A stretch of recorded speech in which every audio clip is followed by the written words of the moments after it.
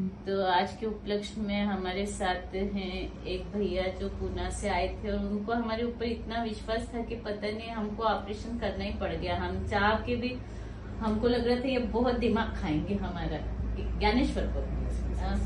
Because आप क्या job करते हैं पूना में? क्या IT इंजीनियर। तो IT इंजीनियर है जो पूना से आए। जब आए तो हमको बीमारी बहुत तकलीफदायक लग रही थी क्योंकि फिस्टुला काफी दिन से था और ऐसा था की कंट्रोल के यंत्र में भी था। और ये भैया आए थे ऑपरेशन थिएटर मध्ये, त्यावेळेला काय जाणवलं होतं तुम्हाला? बरंच मोठं होतं. बरच मोटा। तो जब बाहर से दिख रहा था तो एक ही फिस्टुलस ओपनिंग थी, बट जब अंदर गए तो वो पूरी के पूरी बोन तक गया हुआ था।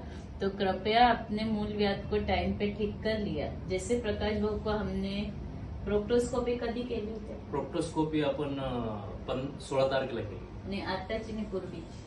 मागची का? हाँ। ती 2 वर्षापूर्वी 23 मध्ये. तो 2023 में ये जब आए थे तो इनकी बीमारी अलग थी जो कि सीवियर गेस्ट्राइटिस, पेनक्रियाटिक स्टोन. क्या फेब्रुवारी. तुम्हाला काय पेनक्रियाटिक प्रॉब्लेम? Pancreatic. पूर्ण पेनक्रियाज यांचा खराब झालेला होता आणि सिव्हिअर पेन होता. आम्ही त्याच्यातून त्यांना बाहेर काढला, पण आम्ही एक अंदाजा देऊन ठेवला होता की तुम्हाला मूलव्याधचा पण आजार आहे ज्याच्यासाठी तुम्ही वेळेवर काळजी करायला पाहिजे. आणि त्यांनी पण वेळेवर काळजी नाही केली. म्हणजे म्हणायला गेले तर काय झालं की ते मूलव्याध मुले मी रेग्युलरली म्हणती है कि इधर नदी के इस पार का रहने दो और उस पार का रहने दो, दोनों एरिया के पट्टे में बीपी की शिकायत मैक्सिमम जो आ रही है वो एसिडिटी अगर ज्यादा रहती है और सुबह मोशन अगर क्लियर नहीं रहती है, बद्धकोष्ठता हुई तो सुबह से एक चिंता चालू हो जाती है. तो हम बोलते हैं कि जमीर भाई का वीडियो देखो, उन्होंने क्लियर बोला है दिन की शुरुआत खुशनुमा होना. तो अभी आपकी सुबह की शुरुआत कैसी होती है? अभी तो फिलहाल अच्छी है. हैप्पी होती है.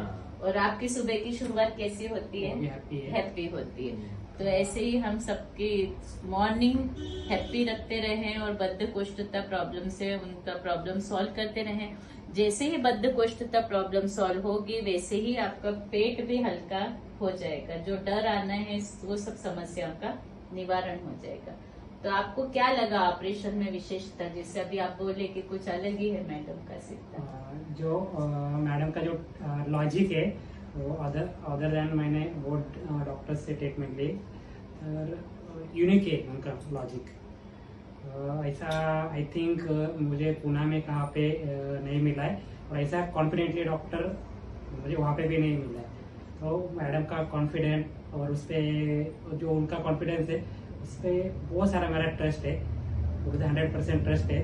तो जैसा कि लोग इंश्योरेंस करवाते हैं, ट्रस्ट होके इंश्योरेंस करवाते हैं, पर हमारा इतना मतलब भगवान जी का साथ है कि हमारा पेशेंट है हमको इतना हिम्मत देता है कि हमारा ऑटोमेटिक भगवान जी. नाही, आणि मॅडम एक सांगू इच्छितो मी हाँ. की मूळव्याध, बगंदर किंवा अशा जर आजारांमध्ये जर ऑपरेशन ज्यावेळेस केलं जातं त्यावेळेस डॉक्टर काय म्हणतात, तुम्ही तिखट खाऊ नका, हे खाऊ नका, ते खाऊ इसलिए तो मैं नका. बोल रहा हूँ इनका लॉजिक तर असं एकच डॉक्टर आहे की ते तिखट खायला लावता, शिवाय मिरचीचा ठेचा खायला लावता विशेष, आणि मोटरसायकल चालवायला लावली.